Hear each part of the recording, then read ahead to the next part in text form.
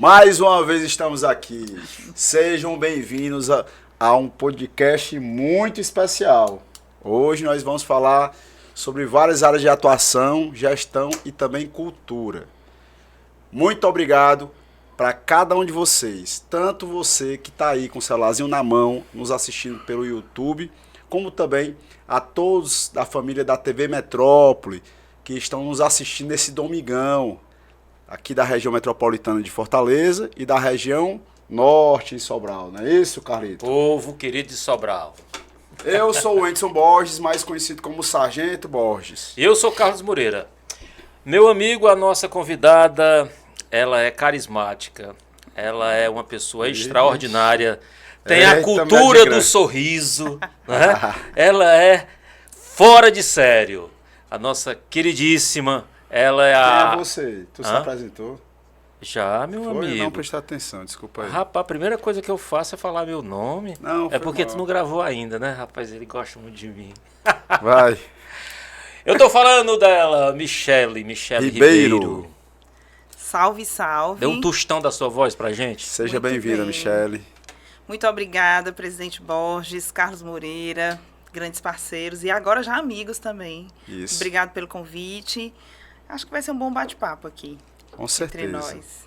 E para começar, gostaria que você se apresentasse como gostaria de ser apresentada. Muito bem, vamos lá. Eu sou Michele Ribeiro, sou uma mulher parda, nascida, criada em Fortaleza, sou filha da dona Sara, uma mulher cadeirante há 48 anos e que eu não tenho registro na minha vida, aos 51 hoje eu tenho, de ter ouvido nunca um murmúrio, uma reclamação ou um lamento. Sempre palavras de muita força. Bacana. Então eu admiro muito, eu tenho muito orgulho de ter vindo ao mundo por meio dessa mãe. Sou a mãe da Mariana, uma adolescente linda, de 17 anos, estudante de Direito, recém-entrada na universidade. Olha aí, parabéns. E sou uma pessoa, o Carlos falou do sorriso, né? Eu sou uma pessoa que sorri com o coração. Acho que o sorriso tem que nascer do coração. Então, de fato, acho que é uma marca minha. Tem um amigo que diz assim, Mi, você é solar. Me chama de Mi, né, carinhosamente. Mi, você hoje está solar. Porque eu acho que é isso mesmo. Acho que a gente é meio, né? A gente está aqui nesse mundo só a serviço. Então, eu gosto de ser reconhecida como uma pessoa que estou a serviço. A serviço de melhorar a vida das pessoas, de melhorar a vida das comunidades, que é o que eu faço, que eu me dedico. Então, eu me formei em pedagogia na Universidade Federal do Ceará. Tenho aí uma história de mais de 20 anos em várias instituições do Sistema S. Então, fui gestora no SENAC, no SENAI, no SEBRAE eu fui consultora, tive uma passagem pelo SESC Senat, só tem S, né, na minha vida. E eu tinha uma dor, né, que foi sendo percebida nessa história minha, nessa passagem por essas organizações, que era uma dor com relação ao seguinte: acho que o Sistema S é fantástico em tudo que faz com muita excelência, foram casas que me formaram muito bem, né? E tinha um desconforto muito grande da gente dizer assim, a gente está capacitando pessoas num país de extremas desigualdades e tem uma matemática até hoje que parece que não fecha, que a gente capacita todo ano muita gente, o governo faz isso também, várias organizações fazem isso, o terceiro setor está fazendo isso, capacita muita gente, prepara muita gente para gerar renda, para ir para o emprego, para empreender, mas parece que a gente não consegue fazer a matemática da redução da desigualdade acabar, ou pelo menos reduzir. Mas existe essa oportunidade com tanta formação? De reduzir a desigualdade. Dessas pessoas se empregarem. Essa é a questão. Então, assim, essa conta não fecha, né? Muitas empresas reclamam até hoje que não existem pessoas capacitadas para elas contratarem, mas as instituições formadoras estão todo ano colocando milhares e milhares de pessoas formadas e capacitadas no mercado. Então, essa dor bateu em mim. Então, onde é que está quebrando? Né? O que é que está faltando? Por que essa conta não fecha? Então, foi uma pessoa que eu, na minha trajetória, sempre interagi muito com as comunidades. Então, no Sistema S, eu dialogava com o prefeito, que queria levar um programa de capacitação para o seu município. Eu dialogava com o líder comunitário, que sentia a dor da comunidade e queria promover o desenvolvimento nessa comunidade, como também eu dialogava com os empresários que queriam contratar pessoas capacitadas. E ainda tem um outro agente numa outra ponta, que era o governo. Disse, olha, o Sistema S, por favor, nos ajude a formular políticas públicas, programas e projetos de capacitação profissional para ajudar a inserir pessoas no mercado de trabalho ou de aperfeiçoar quem já está inserido. E nesse diálogo, né, nessa dinâmica de interagir com todos esses atores, eu fui percebendo que tem muita oportunidade, tem muita gente bem intencionada e gente bem preparada mesmo para fazer isso, mas que para a gente fazer melhor essa conexão entre quem está saindo dessas capacitações e empreender, ter sucesso ou ir para o mercado de trabalho, precisa de mais diálogo e de planejamento integrado. Então, eu comecei a estudar um pouco sobre políticas públicas e também tive uma vivência aí de já tem uns 7, 8 anos que eu venho me dedicando a trabalhar com desenvolvimento de territórios vulnerabilizados. Isso significa que a gente define um recorte territorial vulnerabilizado, onde você tem ali indicadores socioeconômicos delicados, sensíveis, e você faz uma escuta, faz um estudo dessa comunidade e planeja junto com essa comunidade. Isso é um fator importante, é por isso que muitas políticas públicas fracassam, porque são feitas em birôs, trancadas nos escritórios, sem envolver a comunidade, a liderança, as pessoas que moram naquele lugar, e construir junto com elas essa visão de futuro. E a partir disso você planeja uma estratégia de desenvolvimento desse local, que não é com um agente só, é impossível. Mesmo que uma empresa ou que o governo queira botar muito dinheiro num programa desse sozinho, ele nunca vai conseguir. Precisa que haja um arranjo coletivo, né, das instituições, envolvendo universidade, terceiro setor, a própria comunidade, empresas e governos juntas, definindo esses problemas socioambientais, caracterizando, mergulhando, fazendo a imersão na raiz do problema e direcionando para o problema, né, as soluções. Então, eu sou uma apaixonada por isso. É difícil, né? Eu digo que é caro e dá trabalho, mas dá mais resultados também. Então, tem umas vivências em alguns territórios que eu já passei. Aqui em Fortaleza, a Grande Barra, foi um território que eu passei alguns anos me dedicando a isso. Hoje, se você chegar na Vila do Mar, você vai ver quase 3 quilômetros de faixa litorânea ali, que a Prefeitura de Fortaleza fez uma obra de infraestrutura.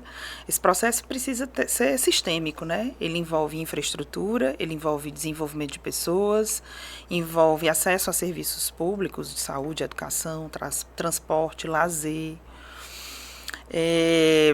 E também aqui em Fortaleza, no Grande Bom Jardim, tem uma história bem bacana de, inclusive, participar da elaboração de uma política pública também, que foi empreendida pela Prefeitura de Fortaleza uns anos atrás, que foi criar o conceito dos centros de referência do empreendedor. Se você chegar lá no Bom Jardim hoje, você vai encontrar esse centro de referência. Além de, sim, também no Complexo Industrial e Portuário do PECEM, me dedicando também como consultora e parceira da siderúrgica e ajudando também no processo de criação do Conselho Comunitário do PECEM. Então, eu sou essa pessoa que gosta do diálogo, da construção coletiva. A apresentação dela que ela tinha dito nos bastidores que ia ser menos de 1 minuto, né? Vixe, eu já falei, foi muito, nem foi só uma apresentação. Vocês podem cortar, editar aí o que vocês acharem. Não, hoje não vai ser editado, não vai ser tem nada, né? Aqui você fica à vontade. E o Carlos avisou que não ia ter corte, eu falei que só. Não, mas você tem que falar e ficar à vontade, porque você já fez um breve resumo da sua vida profissional. Mas a Michele nasceu aonde aqui em Fortaleza, já falou o nome da mãe, Dona Sara. Dona Sara. E como foi a sua infância e qual foi o seu encaminhamento laboral e também educacional até chegar na formação e pedagogia? Bacana. Eu fui uma filha de classe média comum, né? Tive a oportunidade... Tem que avaliar essa classe média comum, o que é classe média comum, porque até nessa faixa etária, nessa faixa, aliás, se a gente for avaliar, às vezes a classe média, quando a pessoa ter uma casa mais ou menos boa, né? Um carro, né? Eu não sei, define o que é classe média. Tá. As características da minha família, né? Eu sou neta de militar.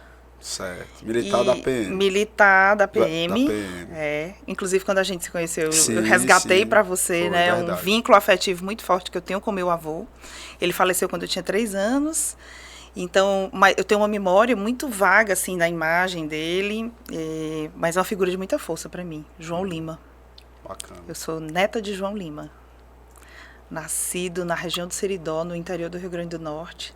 Saído de casa aos 14 anos, sem saber ler e escrever. Os pais agricultores e o avô não deixava ele aprender, nem ele nem os irmãos, a se alfabetizarem para não escrever carta para namorada. Olha só.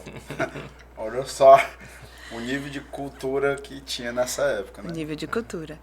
Então, ele era o penúltimo filho, não sei exatamente de quantos, mas ele fugiu de casa.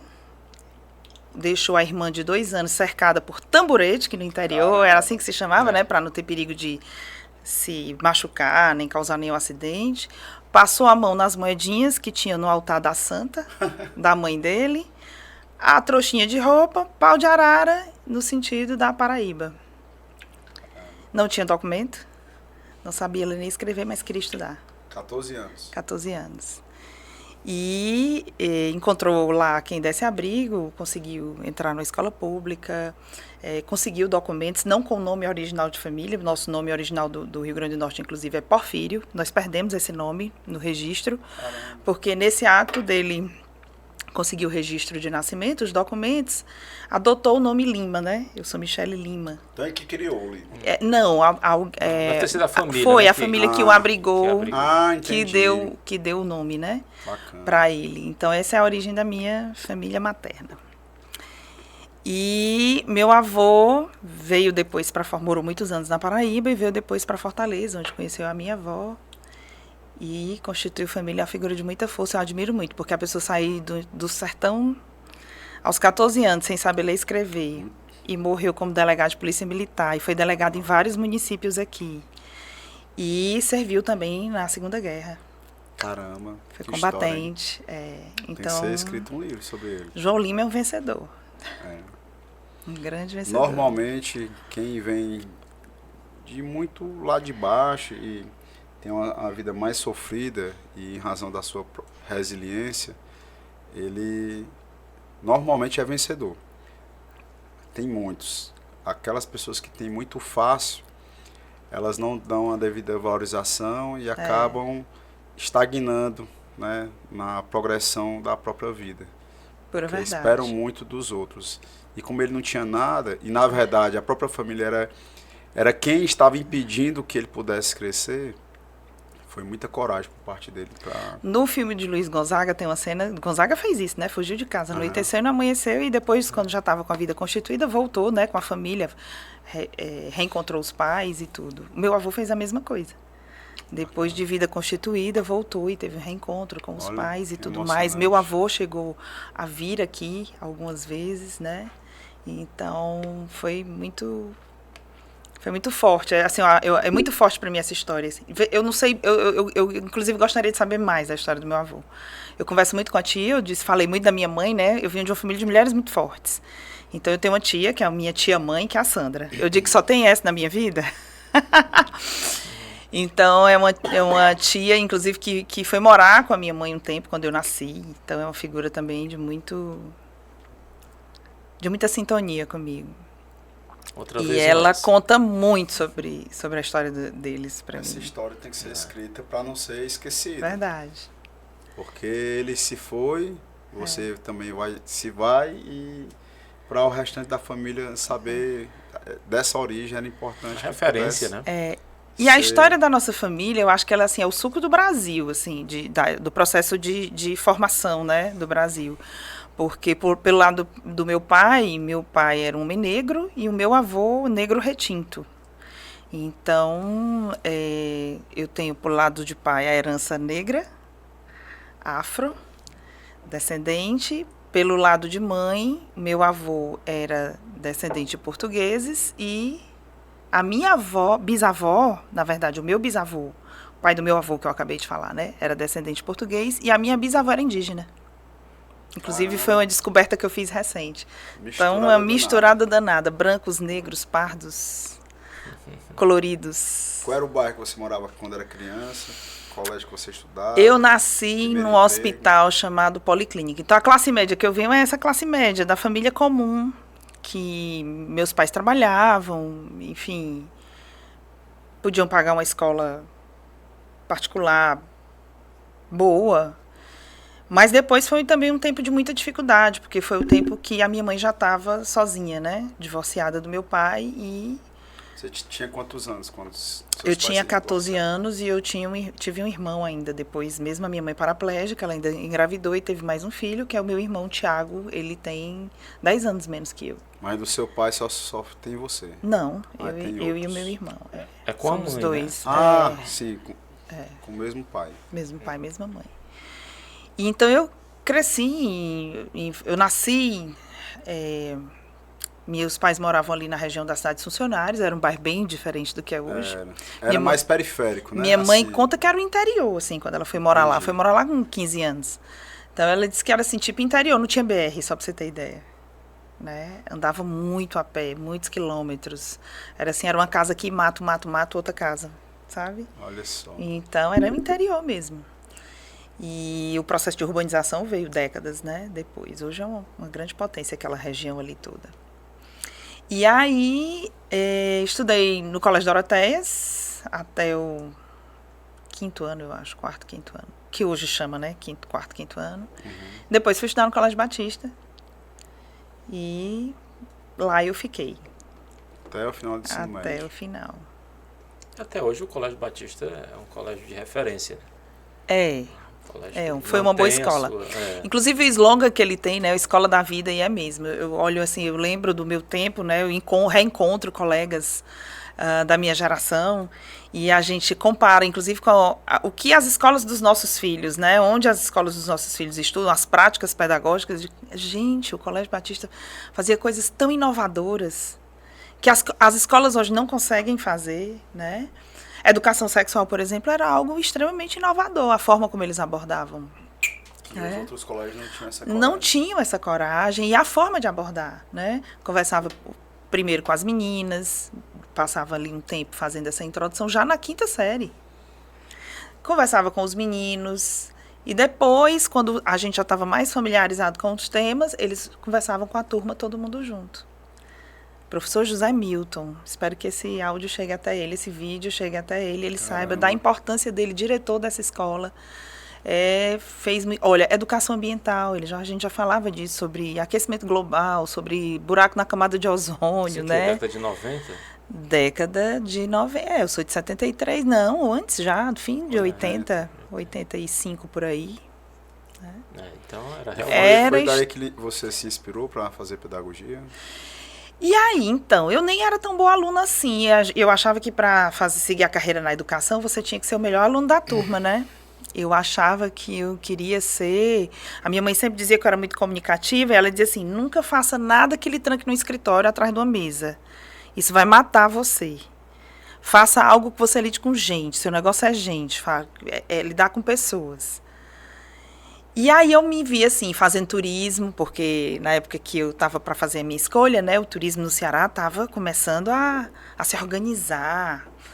O turismo do Ceará, nem para quem nasceu nas novas gerações, não sabe como era Fortaleza e o Ceará antes, não lembra, né? Era difícil, sempre teve uma praia muito bonita, mas eu vi, por exemplo, a Praia do Futuro antes da urbanização. Não tinha estrutura que tem, não tem a estrutura que tem hoje. Fortaleza não era um dos destinos mais procurados, né? Até que salvo, acho que eu vi um vídeo recentemente, em 1979, final de 79, Fortaleza tinha em torno de 1 milhão e 100 habitantes. Pois é. Caramba, é mesmo. 79. Com 45 anos, 46 anos. A gente mais que dobrou. A gente está Não, quase... aqui tem 2 milhões e meio, né? 2 milhões e meio, mais que dobrou, 2 milhões e 700. Caramba. Mais que dobrou. Quase triplicou, né? Impressionante. Não é à toa que hoje Fortaleza é o maior PIB do Nordeste. É o Fortaleza. É a quarta capital do Brasil. Então eu ficava muito dividida, né? Eu sou uma pessoa de muitos interesses, então eu tive muitas crises de identidade no decorrer da minha vida e hoje a ciência está explicando que tem um nome para pessoas desse tipo, que são os multipotenciais.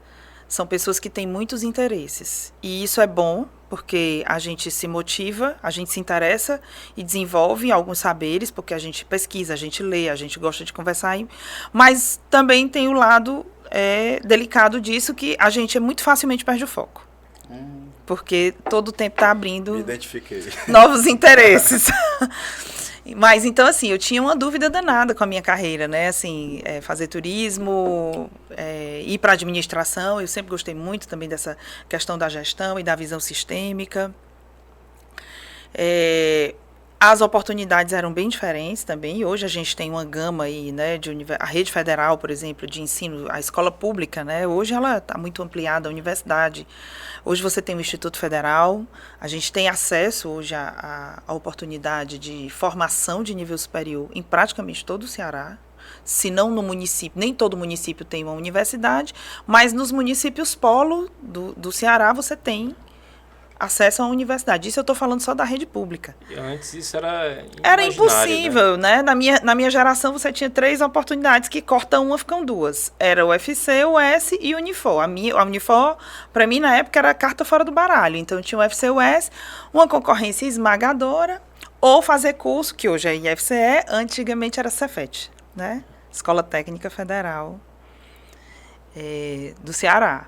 E eram formações mais técnicas mesmo. Era para quem era o técnico em edificações, eletricista, enfim, não tinha uma área que fosse do meu interesse. Inclusive tem algumas escolas técnicas aqui do município de Fortaleza que é excelência. Tem uma que fica ali na Bezerra, já no finalzinho da Bezerra. Aliás, antes na Bezerra, mas após o North Shop, seguindo para o centro. Que eu nunca sei falar o nome dele, o ex-presidente dos Estados Unidos. Robert Kennedy. Não. É o Roosevelt. É isso aí, sabe qual é não? É muito bacana a escola. Eu fui lá umas 2 ou 3 vezes. É maravilhoso lá. Corpo docente. Não é de graça que a gente tem o ITA sendo implantado aqui no Ceará. Né? Porque a nossa formação... Tem até um curso de estética. Quando você imaginou fazer um ensino médio de estética? De estética, Essa escola tem. São as escolas profissionalizantes, né? Da rede estadual. Isso. Meu irmão... Municipal. Da rede municipal também? Municipal. Interessante. Eu achei interessante, mas porque eu só vejo do estado. No interior hoje está muito presente na escola técnica estadual. Agora, do município, eu consegui ver poucas, e é uma delas. Muito bom. Então, a minha escolha de carreira foi, na verdade, quando eu terminei o ensino médio, eu não quis fazer vestibular, porque eu achava que eu não ia passar. Engraçado, né? Eu contar isso. E aí vai mais uma gratidão à minha mãe. Ela infernizou a minha vida. E ainda bem que ela fez isso comigo, porque ela disse assim, você tem que fazer uma faculdade. Eu queria trabalhar, eu queria ganhar dinheiro, né? Então, eu trabalhei 5 anos como vendedora em loja, né? O Iguatemi estava abrindo, expandindo, não era nem abrindo, ele estava fazendo aquela segunda expansão. Loja de quê? Era loja de roupa infantil. E eu vendia bem. Olha aí. Vendia muito bem. Foi teu primeiro emprego? Foi meu primeiro... Não, foi meu primeiro emprego. Meu primeiro emprego numa loja de roupa infantil como vendedora, exatamente. No shopping? Num shopping. E depois eu passei, assim, eu não mudava muito de emprego. Eu passava normalmente 1 ano, 2, naquele emprego. E aí, a última loja que eu trabalhei foi uma loja de roupa feminina. E a dona da loja era pedagoga e tinha também uma escola. Ela tinha várias lojas no shopping. Acho que ela tem até hoje. E tinha uma escola. E ela era uma pessoa tão incrível, tão admirável. Caterine Machado. Não, mentira, né? Machado não, sobrenome dela. Estou dizendo errado, mas Caterine. Depois eu vou lembrar o nome dela. E o sobrenome. E eu admirava tanto aquela pessoa, e eu tinha um namorado de muito tempo, que ele era mais velho do que eu, e ele era uma pessoa que tinha uma visão de futuro muito boa. Ele era uma pessoa que gostava muito de estudar. E aquele esforço da família, diz assim, Michele, é inadmissível, né? Tu precisa entrar na faculdade, assim, tá desperdiçando teu talento e tudo. Até que eu comecei a perceber que 5 anos depois que eu estava trabalhando, eu comecei a reencontrar colegas que terminaram comigo o 2º grau. Na época era 2º grau, ensino médio agora. Era científico que você chegou a fazer ou foi pedagogia? Não. Era 2º grau normal. Você não quis ser naquela época Não tinha. não, no né? meu já não tinha mais. Quando eu quis ser normalista, não, né? não. Deixou para depois. Pois é. E aí ele me questionava, né? Você precisa fazer uma faculdade, porque no comércio é assim, você tem é que nem esporte, né? O atleta se aposenta cedo. Isso. No comércio você tem uma energia para estar ali no balcão, naquela rotina de venda até uma determinada idade. Depois você vai fazer o quê? Né? E aí eu comecei a reencontrar meus colegas e vendo todo mundo já na reta final de curso, se formando, tendo uma outra trajetória de vida, sabe? Aí eu comecei a refletir sobre isso. Espera aí, é possível, eu vou fazer. Me armei de coragem, me organizei, fui dar aula de reforço para liberar minhas horas da loja e foi assim que eu estudei para vestibular. Meu cursinho foi dar aula, porque quando você ensina, você aprende. Aprende muito mais. Aprende muito mais. E assim eu entendi que a pedagogia estava dentro do meu campo, porque eu gostava de ensinar as pessoas. Todo mundo dizia, tu tem tanto jeito para ensinar, tu tem, né? Fiz vestibular e passei de primeira. 5 anos depois do ensino médio, né? Então, fiquei muito feliz, foi um orgulho muito, porque a minha mãe queria muito ver a filha formada na universidade pública, na Universidade Federal. E pouco tempo depois que eu entrei lá na faculdade, eu senti necessidade de trabalhar na minha área. Então, surgiu a oportunidade de um estágio. Olha a guinada que a vida da gente dá, né?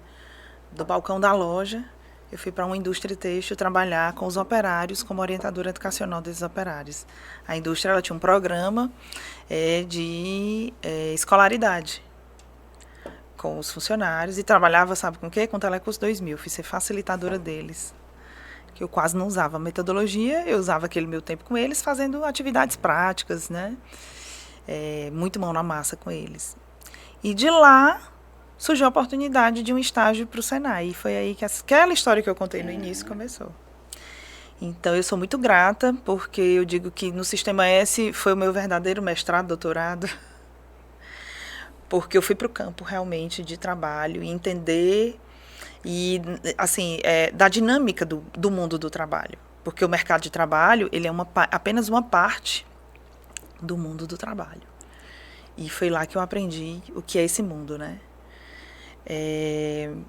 No curso de pedagogia, eu fui formada pela Federal, então é um curso muito denso, muito consistente, e eu digo isso para minha filha hoje, a gente precisa fazer coisas, formações que façam a visão da gente se ampliar e não se restringir.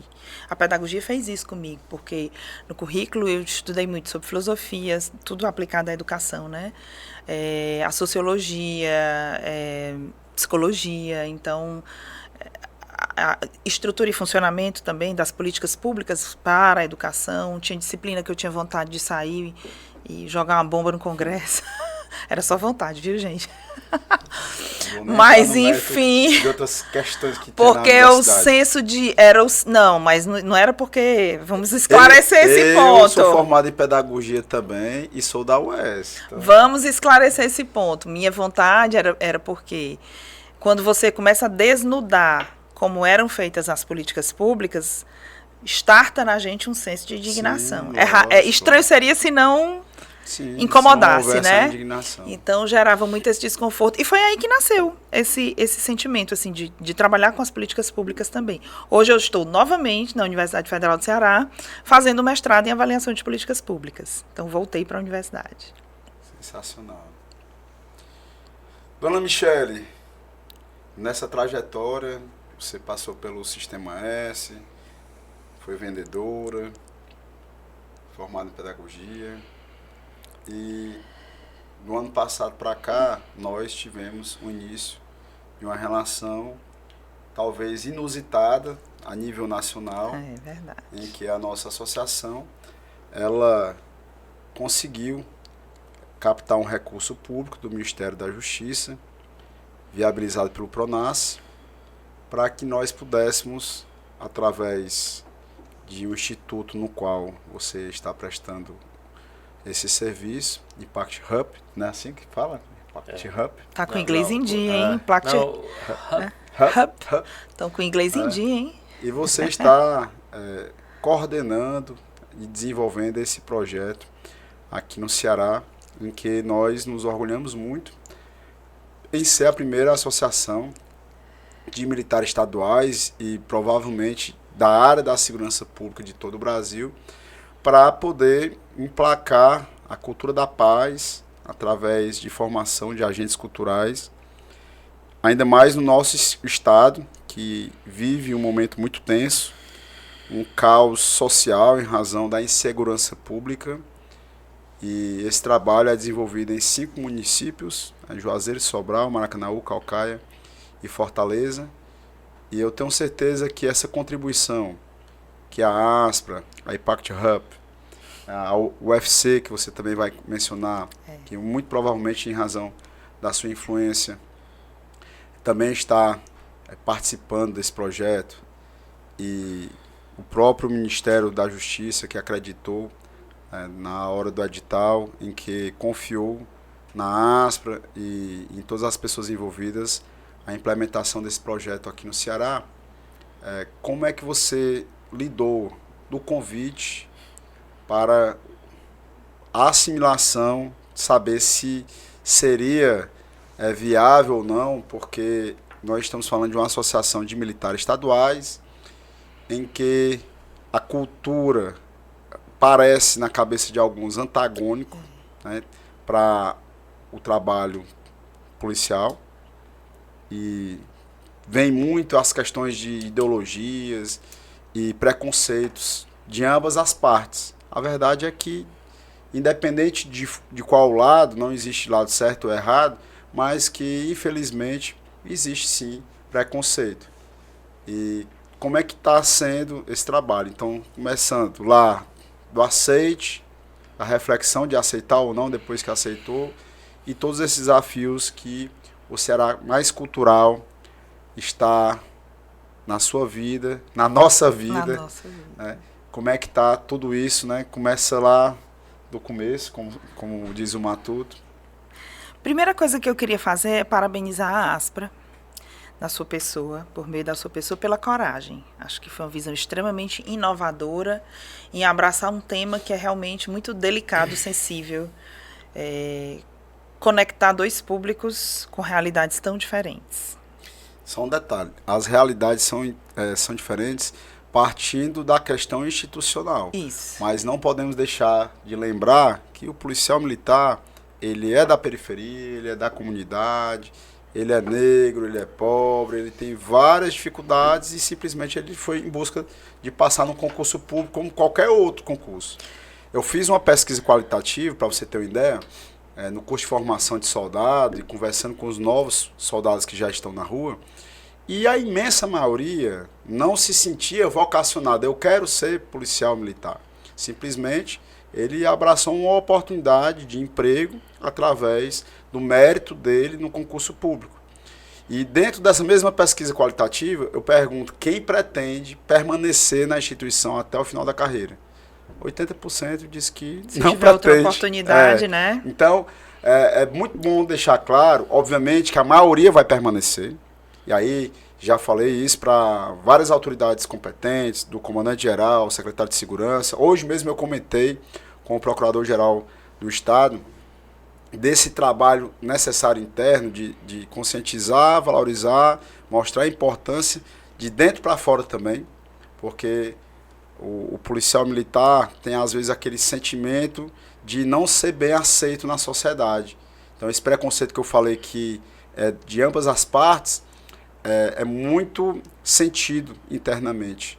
Então quando o garoto entra na corporação e aí já ouve do antigo que a polícia é assim, que a sociedade é assado e que você esteja preparado para sofrer as consequências, então já vem uma carga de negatividade muito grande em uma pessoa que muitas vezes não tem a maturidade suficiente para compreender.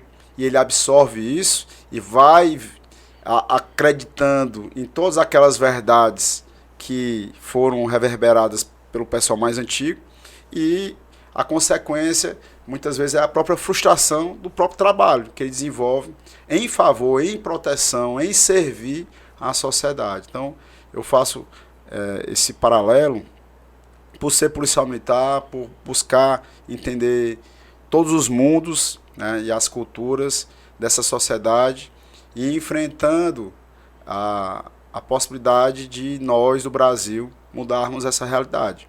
Porque essa visão é equivocada, de dentro da corporação e de fora, ela pode ser apaziguada, e eu acredito que o programa, eu já estou chamando de programa porque eu acredito que vai se viabilizar no futuro, mas o projeto Ceará Mais Cultural, ele tem tudo para, de fato, firmar esse início de mudança cultural, no aspecto também de mentalidade, no Ceará e, quem sabe, no Brasil. Super concordo com você, Borges. Você traz pontos tão importantes, né? Quem é o policial, né? O policial, ele vive na comunidade em sua grande maioria. Então, ele sabe essa realidade. E ao passar no concurso público, por uma questão muitas vezes de necessidade, a oportunidade por conta da necessidade, né? Ele se sente motivado a isso, ele assume um papel social.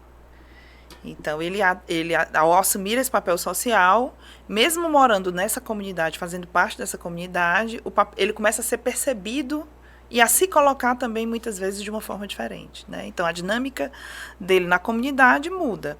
Aqui eu não estou falando, é importante, gente, ter muita clareza, né? Que eu tenho alguns, digamos assim, alguns pressupostos que são meus pessoais, quando eu olho essa questão, né? Primeira coisa, a gente precisa aprender a ter conversas difíceis. E as pessoas, a sociedade, eu acho que ela está doente porque ela não está conseguindo ter conversas difíceis e dialogar. Um ouvir o outro, né? Então, acho que ser neto de militar, vir de uma história militar, mas também de muito engajamento político, não partidário. Minha família, eu venho de uma família muito politizada, não partidário. Ninguém da minha família nunca teve nenhum vínculo com partido político, nem tem. Mas é uma família que tem 4 sociólogos, então, pesquisadores, advogados. Eu passei pela pedagogia com todo esse currículo, sempre gostei dos movimentos sociais, né? Vim do Sistema S com essa experiência. Então, quando eu olhei para a proposta do Ceará Mais Cultural, eu disse assim, gente, que projeto inovador e necessário. O Ceará Mais Cultural, ele é necessário para colocar em pauta essa conversa entre organizações militares, policiais. E aí eu não vou falar só da polícia militar, porque no final, quando a gente está na comunidade, a gente vai começar agora uma série, né, de encontros, você vai entender que para eles na comunidade não faz muita diferença, assim, se é policial militar, se é policial civil. Até porque a comunidade, muito provavelmente, sequer sabe a diferença. Exatamente. Ontem mesmo eu conversando com alguns irmãos de farda, se fizermos uma pesquisa e identificar na sociedade quem você acredita que é o seu protetor e quem você vai chamar para lhe apoiar, lhe ajudar, lhe proteger de algo que esteja ocorrendo com você. Então, se colocar cada personagem, a polícia. Quem é a polícia? Aí é onde a polícia militar se sobressai, porque é a polícia fardada, ela se destaca, né, visualmente. Mas as pessoas não sabem sequer qual é a atribuição de cada um. Amanhã mesmo eu vou conceder uma palestra sobre ciclo completo de polícia, lá no Sindicato da Polícia Rodoviária Federal. Eu vou falar exatamente desse ponto, porque aí, obviamente, eu não vou comentar a respeito, mas vamos depois tirar um podcast para falar só sobre isso, cara, desse esclarecimento do sistema de segurança falho e ultrapassado do Brasil, que só o Brasil, em todo o planeta Terra, tem. Ou seja, só nós que somos inteligentes o suficiente para nos acharmos os maiorais, e o resto do planeta, todos os outros países do mundo, não se utiliza desse sistema extremamente arcaico que é o atual, né? O do Brasil, onde cada uma polícia depende da outra para complementar a percussão criminal. Ou seja, não funciona. É o que eu chamo de esfacelamento, não tem a integração, nem o pensar. Porque assim, você coloca muito bem isso, Borges, porque a gente está vivendo no mundo, a gente vem de uma herança euronormativa e científica. O que quer dizer? Nós somos um país colonizado. E fomos colonizados por europeus. E a questão da branquitude e do apagamento, né, das histórias dos negros, dos escravizados, dos indígenas e da imposição desse conhecimento da branquitude, o que acontece é que a gente separou. A gente esqueceu, inclusive, que a gente é natureza. Então, parece que é uma coisa ou outra. É civil ou militar. social ou ambiental. Não existe isso, né? É social ou comercial, por exemplo. Eu lido muito com os negócios de impacto, com a economia de impacto. E uma coisa que a gente trabalha é esse conceito de dizer assim, gente, não precisa ser um ou outro. Você não precisa ganhar só ganhar dinheiro ou só fazer o bem. Você pode ganhar dinheiro e fazer o bem, com o seu negócio, inclusive, que esse é o princípio do negócio de impacto. É você fazer o bem com uma solução para um problema socioambiental e ganhar dinheiro com isso. Então, a gente está vivendo um momento agora eu acho que repensando as estruturas sociais, né? Tanto que você tem aí um boom hoje de diálogos, né, sobre diversidade. Você percebe hoje que as políticas públicas, a gente precisa das políticas públicas afirmativas, por exemplo. Por quê? Porque o déficit é tão grande, a diferença é tão grande que até a gente tem um patamar para que as pessoas tenham uma condição melhor de participação e de acesso nas universidades, no mercado de trabalho e tudo mais, a gente precisa fazer esses mecanismos de compensação. As políticas precisam todas ser melhoradas, obviamente. Mas sobre o Ceará Mais Cultural, o que eu acho que o Ceará Mais Cultural ele traz de grande inovação é o encontro e o diálogo da organização, que é chamada na comunidade como mão armada do Estado, né? E a comunidade... Quando não é braço opressor do Estado.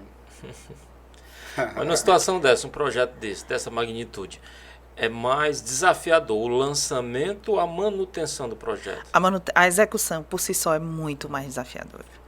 Porque lançar a ideia, ela é tão inovadora e tão necessária que as pessoas acreditam e apostam. Então, o Ceará Mais Cultural ele foi pensado exatamente para isso. O que acontece? Qual é a questão da vulnerabilização das comunidades? Dificuldade de acesso a tudo. E você sabe que onde o Estado não consegue chegar, abre espaço para acontecer o quê? O outro poder paralelo se sente confortável e ele vai avançando, e ele vai instituindo... E no Ceará... Né? Tá dominando. Então, assim, o Ceará Mais Cultural, ele entende que não que nem aquela música do Titãs, né? A gente não quer só comida. A gente precisa de outras coisas. E nada mais gente, cultura... inclusive, para mim é muito desafiante, porque eu brinco dizendo que da colher do pedreiro na construção civil, a colher da alta gastronomia com o chefe de cozinha, eu já tinha passado por projetos em quase todas as áreas, em todos os setores produtivos que vocês puderem imaginar. Do automotivo, metal mecânica, construção civil, indústria de cerâmica, indústria química, tudo isso eu já passei. Moda, design, tudo isso eu já geri projeto. Mas cultura tem sido a minha primeira experiência e eu estou fazendo uma imersão nisso, né? E ainda com o envolvimento de uma associação de militares. De militares. Então, o princípio do Ceará Mais Cultural é exatamente esse. As comunidades elas estão vulnerabilizadas porque elas não têm acesso ao mínimo necessário, muitas vezes, para viver, embora tenha hoje muitas políticas que façam essas pessoas terem esse acesso. Mas ainda tem muito para fazer. E também que a cultura, ela não é luxo. Parece que cultura é sinônimo de lazer. E que a gente faz quando tem dinheiro ou quando pode. E que cultura, a primeira coisa, quando eu peguei o Ceará Mais Cultural, é de qual cultura a gente vai falar. É a cultura dominante? É da indústria cultural? Ou é aquela cultura que é própria de cada comunidade? Então, dentro do Ceará Mais Cultural, a questão é qual é a identidade cultural dessa comunidade, onde vai acontecer o projeto, qual é a vocação e a potencialidade. A gente não determina nada, a gente co-constrói isso com a comunidade. Vou já contar a experiência de sábado com os Pitaguaris lá em Maracanaú, foi lindo, né? E você começa a perceber nas cidades que as realidades são muito diferentes. O que é típico de cada local é muito diferente. Então, por exemplo, em Maracanaú, a gente tem uma turma acontecendo dentro de uma aldeia indígena, com uma turma tipicamente feminina, em sua maioria feminina, muitas mulheres artesãs e com múltiplas habilidades. Uma mesma mulher, ela faz do bordado, do colar, da palha e do barro, a culinária, ao toré, né? Então, assim, eles são muito diversos. Tora, o que é o Tora? Tora é a dança, indígena. Lá de Crateus, que era conhecido como Tora. Então ele pode ser que ele tenha origem indígena.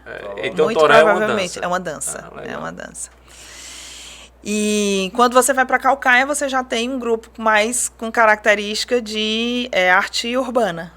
É o street dance, é o break, é o hip hop, é o movimento negro, entende? Então, nossa, é muito rico isso. E como é que a gente descobre isso? Ouvindo.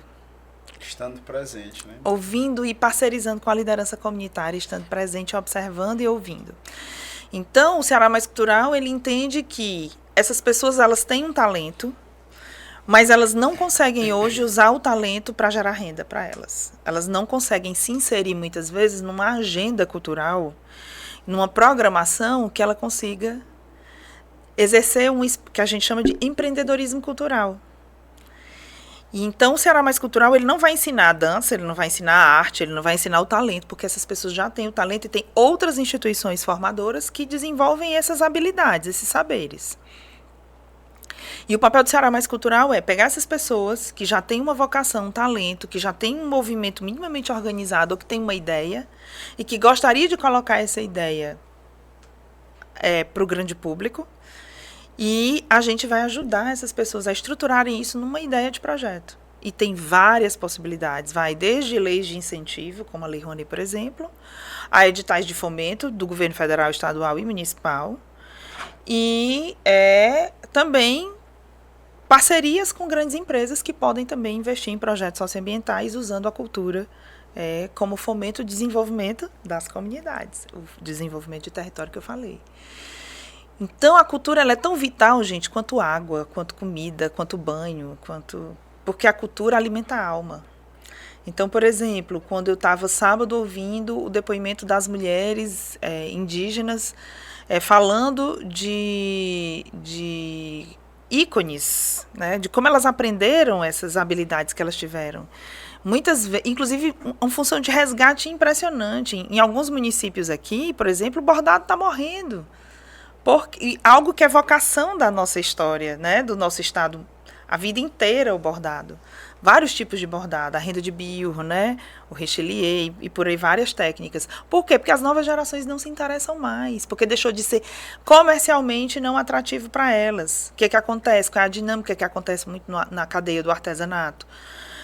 Hoje melhorou já muito isso, mas, em geral, mulheres fazem o artesanato, baixa escolaridade, não têm o preparo, muitas vezes, para fazer a gestão disso, não se percebem nem como empreendedoras.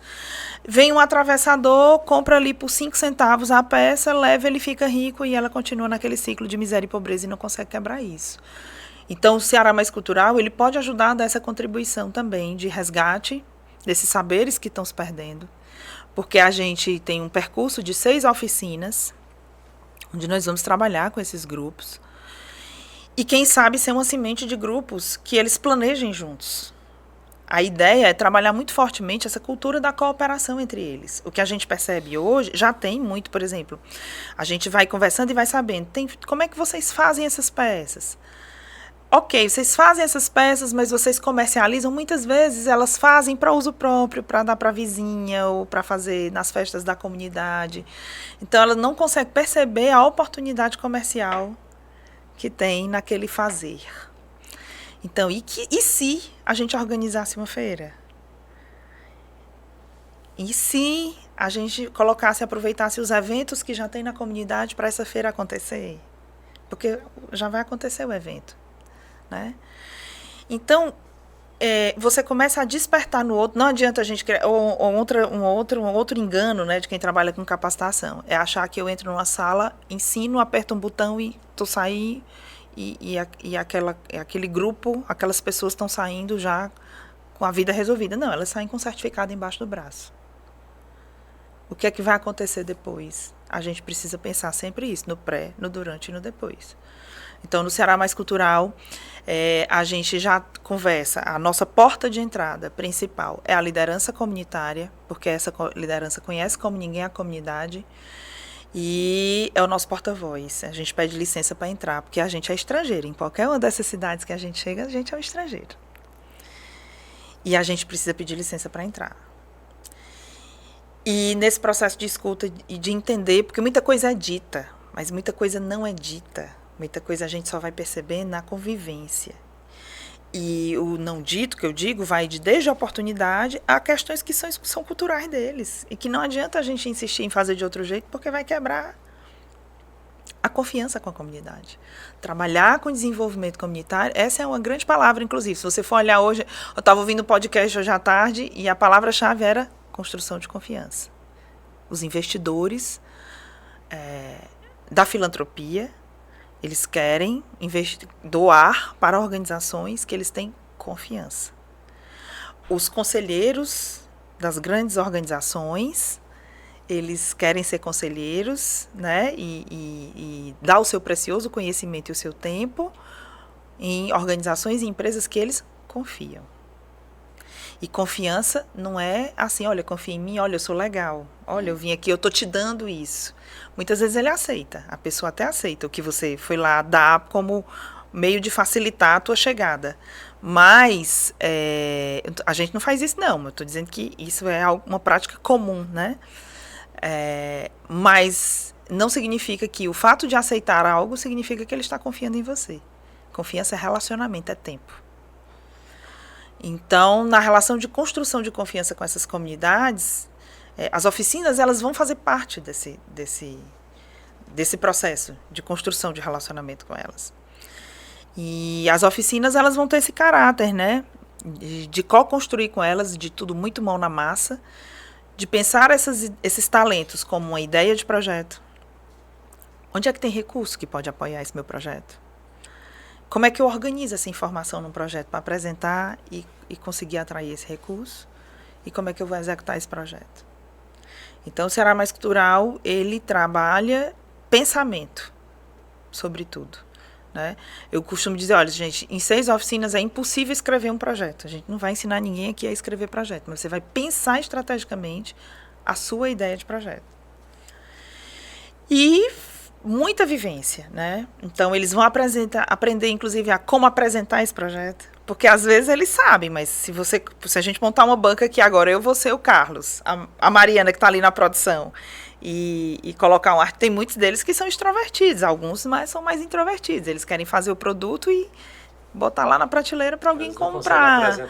Eles têm dificuldade, às vezes, de falar sobre a arte deles, né? Alguns. Então, a ideia é, inclusive, que eles aprendam a falar sobre as ideias deles. E aí eu vou deixar vocês me fazerem perguntas, porque senão eu domino o podcast e aí não vai ficar legal. Mas a ideia é você realmente falar. O podcast aqui nós temos que falar o mínimo possível e a pessoa que vem participar que tem que discorrer e ficar Mas eu acho que o arranjo institucional que a gente conseguiu montar no Ceará Cultural, ele ficou muito rico, porque vem a Aspra com essa intenção inovadora. Inclusive, quando a gente apresenta a Aspra, sabe como é que eu apresento a Aspra? Como uma organização sem fins lucrativos, mantida de maneira voluntária pelos seus associados, que eles têm um conjunto de benefícios, vários, ao fazer essa contribuição, né? E que agora entende que também pode dar sua contribuição para melhorar a realidade das comunidades e que quer se aproximar dessa comunidade. E essa é a Aspra. Precisa nem falar que é de militares, né? Por enquanto. Deixa a gente entrar. Não, eu digo que é feita de que ela não é uma organização militar. Ela é uma organização da sociedade civil, composta por servidores militares. Sim, a gente fala sempre o princípio da transparência, né? Isso precisa ser dito. E que nós, enquanto parceiros executores, somos o Impact Hub, que é uma rede global de impacto, nasceu no Reino Unido, está presente em mais de 60 países, em mais de 100 cidades. Aqui no Brasil, a gente está presente em 12 cidades. A partir de 2025, provavelmente com um movimento de expansão para o Nordeste, que é quem realmente, né, a região que mais precisa. E a gente tem muita intenção de que o Ceará Mais Cultural deixe esse legado para a cidade. Quem sabe a gente permanecer, né, instalar o escritório do Impact Hub em Fortaleza, para atender o Ceará inteiro. E Eu concordo com você, Boris, quando você diz assim o programa, né? Porque eu acho que o Ceará Mais Cultural ele tem tudo para virar esse programa. Porque a gente está em 5 municípios: região metropolitana, Fortaleza, Maracanaú, Caucaia, no interior, Juazeiro do Norte, Sobral. Ou seja, a gente está bem... As 5 principais cidades As 5 principais cidades. Com todo respeito às demais. Claro. Mas são as 5 que... Mas a gente tem outros polos, né? Sim. A sua terra, por exemplo, é uma Crateús ali, Itauá, exato, exato. Tem outras macro-regiões que a gente sabe que tem, por exemplo, a região ali, inclusive de Tianguá, é um berço de cultura, né? Muito rico. Todos, se você for olhar essas regiões, macro-regiões do estado, a gente tem uma riqueza incrível. E o bacana, né, Michele, quando você fala que em Maracanaú tem um estilo de cultura e Caucaia é outro, e vai ter em Fortaleza, Juazeiro e Sobral também, com certeza, distinções de estilos de cultura. Nada mais é que é o respeito àquela comunidade e a gente acaba se moldando ao estilo que é trabalhado naquela comunidade e fazer com que possa ser potencializado com conhecimento técnico que não é voltado à própria cultura, mas sim para que fomente no conhecimento cultural que ele já possui a possibilidade de eles se tornarem empreendedores culturais, ou seja, para de fato gerar essa possibilidade econômica para essas comunidades. A independência econômica, primeira coisa, a inclusão, né? A inclusão econômica dessas pessoas é o primeiro passo, porque na hora que eu tenho inclusão econômica, eu passo a ter poder de compra e eu começo a ter poder de escolha também. Poder de escolha, gente, traz dignidade. Uma coisa, eu posso chegar agora em qualquer comunidade e doar 50 cestas básicas e vai ser super útil. Mas aquela pessoa não pode escolher se ela quer macarrão ou arroz, por exemplo. Se ela quer massa de milho A ou B. Né? Então, claro que toda liberdade é relativa, eu digo muito isso. Calma que o poder de escolha, toda liberdade ela é relativa. Nós sempre, qualquer ser humano do planeta, pode ser o mais milionário, ele vai estar... todas as escolhas dele são relativas, porque vai ter uma série de condições para que essa pessoa possa fazer escolhas. Mas esse exercício de fazer escolha, de inclusão, de poder, eu posso escolher comer biscoito de morango e não biscoito de chocolate. Ou nenhum dos dois biscoitos. Ou nenhum dos dois biscoitos.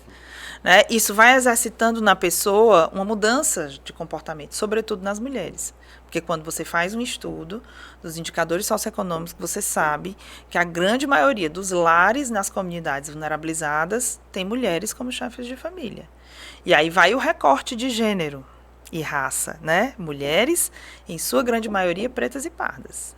E ainda tem a parte cultural machista do Nordeste. Exatamente. Que ainda tem muito desse resquício, que obviamente evoluiu muito, a gente também tem que ter essa clareza, mas ainda tem que haver ainda várias superações. Tem, inclusive quando você trabalha com mulheres, por exemplo, você percebe, eu trabalho muito com empreendedorismo feminino, então você percebe que a dinâmica, mulheres que costuram, por exemplo, em geral elas produzem à tarde, é o horário que ela mais produz, porque de manhã ela organiza a casa, faz as coisas da casa, meio-dia, aí almoço, bota a criança para a escola, aí à tarde ela vai fazer um curso, ela vai no centro resolver alguma coisa, ela costura, fim de tarde pega a criança na escola, volta para casa, vai preparar o jantar.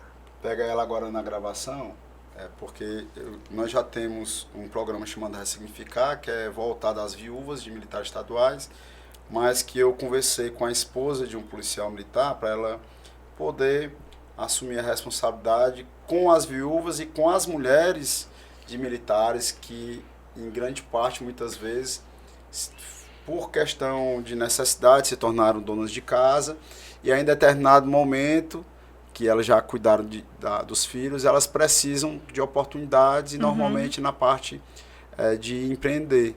Então, fica o convite aí para depois a gente, quem sabe, fazer um projeto lá para a Aspra também. Vai ser uma alegria. No início da nossa gestão, nós falávamos na possibilidade de ter a feirinha lá no clube para essas mulheres. Enfim, o que nós precisamos muitas vezes, e você já deve ter escutado isso de mim, é ideias, projetos e execução. Se não tiver ação, boas ideias é mesmo que nada. Né? Mas no meio do caminho tem que ter a formatação do projeto. Tem que ser palpável. As pessoas têm que entenderem para poder acreditar. Convite aceito. Pois já tá. Olha aí, por isso que é bom aqui no podcast. E aviso que antes de falar de empreendedorismo, a gente fala das pessoas. Massa, perfeito. Porque pessoas é que empreendem. O negócio não nasce de forma aleatória, né? Bacana. Então, eu digo muito que o negócio, o seu ofício, seja ele um negócio, seja o que você faz, ele é o que é seu que você está entregando para o mundo. Porque nunca é só dinheiro. É significado para a vida. A gente traz muito essa reflexão. O dinheiro é consequência. Né? Ele é importante. E quanto mais vulnerabilizada é essa pessoa, o dinheiro ele tem um significado diferente. Porque muitas vezes o dinheiro ele significa a comida do dia. Porque é uma questão já de necessidade. De necessidade, ele significa a comida do dia. Né? Sobrevivência. Falar do nosso almoço aqui, a gente é diferente. Né? Falar do almoço de muitas pessoas é completamente diferente. Com certeza. Né? O significado disso, de poder se alimentar naquele dia. Então, quando eu digo assim, é mais do que dinheiro, é porque atendidas essas necessidades, primeiro, tem uma questão de autorrealização, né? E do que eu quero entregar. Então, muitas vezes ajuda, inclusive, na tomada de decisão. Você sabia que muitas mulheres, já trabalhei com mulheres também em privação de liberdade. Como é o nome do órgão lá do presídio feminino? Esqueci, Aurimora Costa. Sim. Né? Já passei alguns meses trabalhando exatamente em empreendedorismo com mulheres que estavam próximo de cumprir a sua pena, né? Então elas iriam sair, era como se fosse a preparação para a saída delas. E é impressionante a dificuldade que elas têm de sonhar. Primeira coisa, vamos fazer uma oficina dos sonhos, né? Qual é o sonho da sua vida? Elas têm uma dificuldade tremenda, gente. De dizer assim, eu quero melhorar a minha vida. O que é que significa melhorar a sua vida?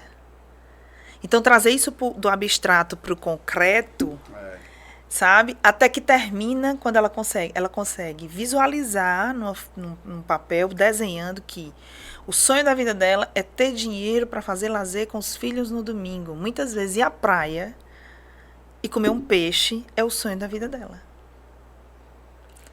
Poder ir no supermercado e fazer compra sem se preocupar se ela vai ter dinheiro para pagar aquela compra que ela está fazendo ou não. É o sonho da vida dela. E às vezes é incrível, assim. E aí a gente começa a partir daquele sonho dizer assim, é um sonho que às vezes está muito distante dela, mas que é possível. Ela vê que é possível. Então você traz para o concreto. Então com essas mulheres. Então a gente vai falar de modelo de negócio com essas mulheres, não faz sentido. A gente tem que falar primeiro de coisa que faz sentido para ela. Aí a gente começa a falar de negócio. Olha só, Carlito. Deu uma aula agora. Deu uma aula. E já ultrapassou a hora do podcast. Né? Então, estamos nessa reta final para que a gente possa externar o nosso comando. Carlos Moreira, qual é o seu comando? O meu é bem simples. A alegria que contagia. Você consegue contagiar o ambiente onde você chega. Isso cria uma conexão muito forte entre as pessoas. Cara.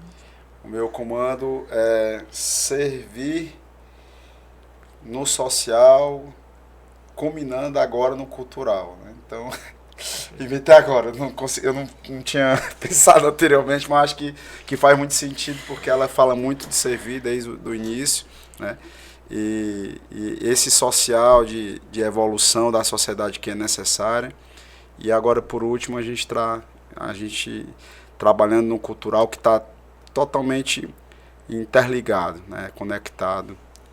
E você, uma pessoa muito inteligente, desde o primeiro dia que nos encontramos, eu deixei claro para todas as pessoas que você chamou muita atenção pela sua retórica, pelo seu vocabulário, pela sua facilidade de se comunicar, mas tudo isso é muito em razão da sua bagagem, né, de vivência e de querer sempre estar servindo e fazendo melhor para as pessoas. Eu agradeço demais a conversa. Queria falar muito mais. Pode chamar para a parte 2. Nem dá para perceber que ela queria falar um pouco mais. Pode me chamar para a parte 2, viu, Carlos e Borges? Na hora. E Aí acho que sim, quando o projeto já estiver mais avançado, acho que a gente precisa contar em que ponto a gente vai estar da jornada, né? Com certeza. O seu comando. E o meu comando é o slogan do Ceará Mais Cultural, que é a cultura como palco da cidadania e da paz. Eu acho que esse é o grande mote, é o que nos movimenta hoje. Com a Aspra, com o Impact Hub e com a Universidade Federal, que eu acabei não comentando, que o Ceará Mais Cultural é um projeto de extensão da Universidade Federal do Ceará. Então, cada pessoa que passa pelo Ceará Mais Cultural está passando também pelas mãos da Universidade Federal do Ceará. Então, é a universidade saindo dos 4 muros e indo para a comunidade, como já tem feito belíssimamente. A Universidade Federal do Ceará é uma das 4 do país, somente 4 universidades no país inteiro têm uma pró-reitoria de cultura. E a nossa foi uma das primeiras. Está lá belíssimamente sendo cuidado pelo professor Sandro Gouveia. O meu abraço para ele. Então, extraordinário, dona Michele. O Instagram do Ceará Mais Cultural é o quê? Só Ceará Mais Cultural? @Ceará Mais Cultural. Olha só, viu? Lindo. Inclusive tem novidades lá hoje de sábado, né? De como é que foi a vivência de sábado. Bacana. Lá na aldeia dos Pitaguaris. E nesses dias teremos também Sobral, Caucaia e Fortaleza, Juazeiro, Sim, enfim, próximo sábado, Caucaia. E a gente vai em breve ter uma missão juntos, inclusive, né? Lá em Sobral. Semana que vem. É pra ser, Semana né? que vem. Olha vocês aí da TV Metrópole de Sobral, nos acompanhem para poder vocês também estarem conosco ao vivo ou gravado para mostrar esse trabalho na região norte. Michele, muito obrigado, foi uma satisfação inenarrável ter você aqui conosco. Tava difícil. E você que está aí com o celular na mão, não se esquece de curtir, compartilha com outras pessoas esse bate-papo de altíssimo nível e não também se esquece de... meu amigo, acionar o sininho lá, triscar, cutucar e se inscrever. Você tem que se inscrever, aciona o sininho para você ser notificado com todos os episódios do Fala Comandante. Não se esquece também de ir lá no Instagram, Sargento Boy 190, qual é o teu mesmo? Moreira Repórter. Moreira Repórter. Aspra Céu Oficial, a nossa maior patrocinadora. E o seu Instagram, Michele? É Michele Lima Ribeiro. Michele com 2 L. Michele com 2 L's. Aprendeu, tá letrado, viu, presidente? É que o Michele com 2 L, que eu me lembro que tá aqui na minha agenda telefônica. Michele com 2 L. Michele com 2 L, o que mais? Lima Ribeiro. Tudo juntinho, sem ponto. Ótimo. E Ceará Mais Cultural é o nosso Instagram também desse projeto sensacional que está mudando vidas de vários cearenses. Gratidão a cada um de vocês, TV Metrópole, muito obrigado, um ótimo dia a vocês que estão aí tomando café da manhã conosco e até a próxima. Não se esquece que aqui você tem a minha continência e o meu respeito.